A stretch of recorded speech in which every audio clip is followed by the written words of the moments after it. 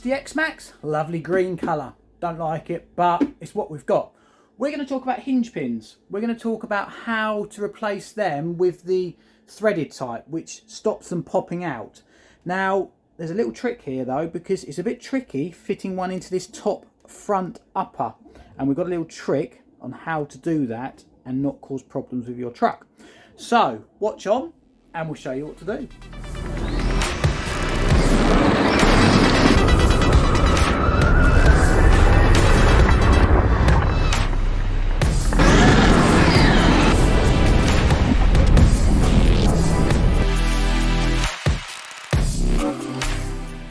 So we are going to replace, these are the standard pins, and these are the nut and bolt captive type scenario which we're going to use. Don't need many tools, 4mm drill bit for this set, 2mm, 3mm and a 7mm box. It's all you need to do the majority of it. We'll come onto the fronts towards the end, but we'll show you how we've done the backs. It's very straightforward.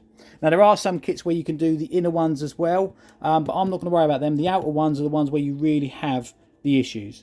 So what you have is a little 2mm head bolt there, which you have to undo. There's one on the top and one on the bottom. Once you release that, it then allows you to push the existing pivot pin out.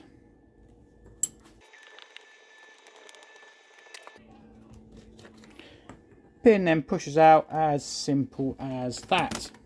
There is your pin out. You get two different length bolts. The longer ones go through the back here. Now it almost goes straight through, but not quite. It basically catches on here. Basically it won't pass through there. So what you need to do, get a 4mm drill bit. Don't even need to put it in a drill because this plastic is quite soft. Handy when you've got one with the hex holder on it. Gently turn that and you'll see that passes through. 4mm for this set. Don't need to do anything more than that. Just make sure it goes through nice and clean, no burrs. Bolt through there, like so. Nut on the end, and then you just need to nip them up. Don't want to do them up too tight because the suspension still needs to move freely. If you tighten them up so you as tight as you can do them, they will that will bind the suspension up. So what I'm doing, I've tightened it up. I'm just going to back it off, and you can see I can turn it around quite nice and freely, and that will be okay. So we're now just going to do the same on the bottom.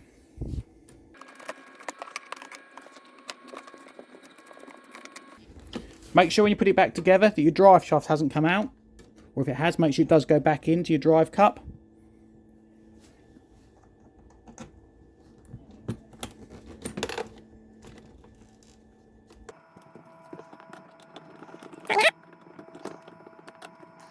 Now what I'm actually going to do, I'm actually just going to remove the shock mount.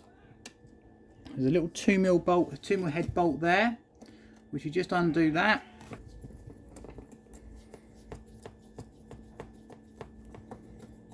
Just undo that, like that, and you can push out from the back the pin that holds the suspension on. And what I'm just going to do, I'm just going to take my shock absorber off and just hold that suspension, just see if it feels, it falls down under its own weight, and it does. So that is free enough. We'll just put that shock back on, and that is effectively the rear of the car done. Just a little bit to show you, if you do them up too tight, see that suspension does not fall under its own weight. I've just tightened up top one up half a turn just off camera. You see it doesn't, so I'll just back that off so it just drops under its own weight like it was before. So here we are with the front of the truck. Bottom, it's very straightforward. Again, we've got that little screw there we undo to remove it, and the same with the top. But when you do the top, the steering knuckle comes all the way into there, and if we put a nut or a bolt head, like you can see we've got on the back, if you had something like that on the back of there, it's going to limit your steering. In fact, it will actually foul the steering completely. So there's a couple of options to do there. A lot of people don't, or a lot of the kits don't recommend changing this one for that particular reason. But there's a couple of simple ways to get around that, and we'll show you how in a second. But first of all, we'll do the bottom one. That's the easiest one to do. So we just removed that bolt from there. Push out the pin, and then your whole assembly then moves away. 4mm drill bit again, You need to make sure you get it through as square as you can. And there we go.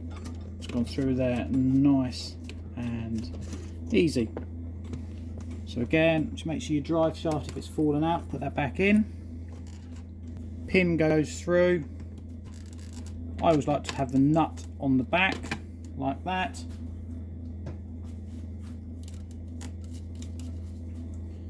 And then we just tighten them up as we did for the back of the truck. Again, don't pinch them up too tight, just enough to take up any slack. As you can see, just got that done up on the back there. Now, let's have a look at the top. And we'll show you what we're going to do. We're actually going to use, there's a couple of ways of doing this basically. What you could do, you can shave off some of the head of the bolt. You could even take away some of the material here. But what we've actually found, what we're going to give a go, I think it'll work, it's actually an insert. If you can see, there's a knurled insert there, which you're going to push into there, so it then just threads into there. Will it work? I'm pretty confident it will. So first of all, we'll just push out the bolt there. Now we do have to drill this at a slightly bigger size than previous, so first of all I'm going to run the 4mm drill bit through. Then this has to pass actually into there. It needs to go into that a small amount of distance, about half the distance of the top arm bush. So I need to drill out this bit here 5mm so it sits into there. It's probably easier to take it off the truck, but I'm going to try and do it on the truck.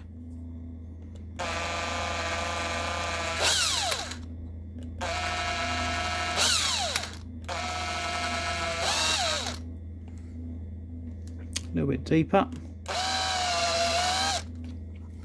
Now, to get this into that recess, I'm going to make sure I put that back on there. That's what I've done. I've just took one of the longer bolts. You can see I've started to thread that on there. What we should be able to do is, once that starts to dig in, that should just start to pull into that arm. As you can see, it's disappearing into that arm. Obviously you could take this off the car to make it a little bit easier to do, but I haven't bothered doing that. And that's almost home. Tad more. I'm actually going to take that off now and put the slightly shorter bolt, the bolt that we'll actually use at the front here, which is the slightly shorter one of the two. You actually do get two in these kits. As you can see, we've got two there, slightly different lengths. And the idea there is that the shorter ones, if you want, are for the inner pins. You can use them on the inner hinge pins.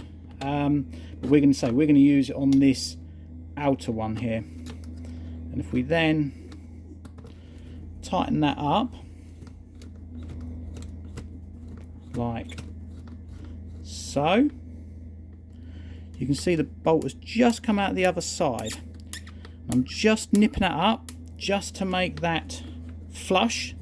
The end there is flush, or it's a fraction. I think it's about 1 millimetre sticking out, which will stop it pulling all the way through if you had a big accident. And then, so I've got no bolt protruding there. You could just cut this bolt down a little bit.